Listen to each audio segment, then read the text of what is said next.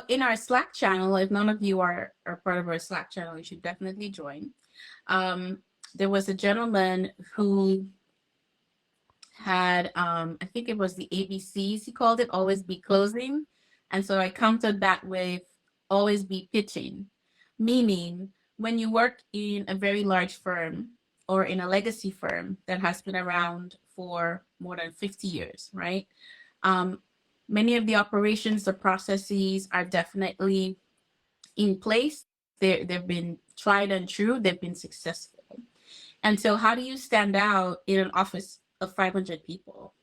Well, first you start being your authentic self so that your people could find you.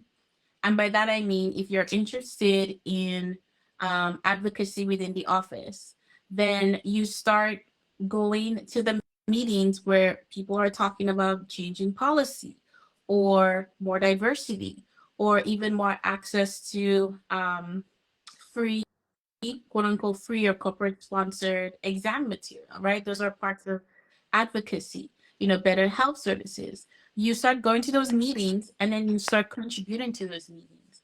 After a while, because you're in the room, you're creating the table, not just at the table, you're creating the table with your colleagues. Your voice will be known, recognized, respected. And based on your confidence level, you will raise your hand and you will say, hey, I see we have a gap here. I'd like to do X, Y, and Z. Or I have an idea about X, Y, and Z, right? Or like I like to do in the elevator or in the forum or over the water cooler, so to speak, always have a 30-minute pitch about a problem you want to solve. So when you see your targeted leader, principal, partner, wherever that decision maker is, you go to them, introduce yourself if they don't know you or haven't seen your face. But because you've been going to certain meetings and positioning yourself, they would have seen your face already, right?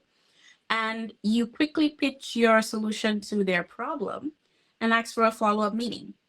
And that's really, I think, the easiest way Yeah. to start creating a hybrid career position for yourself, particularly within a large firm. It's not about standing out. It's really about what micro to macro problems can you solve for your leaders. That's your value. Ellen,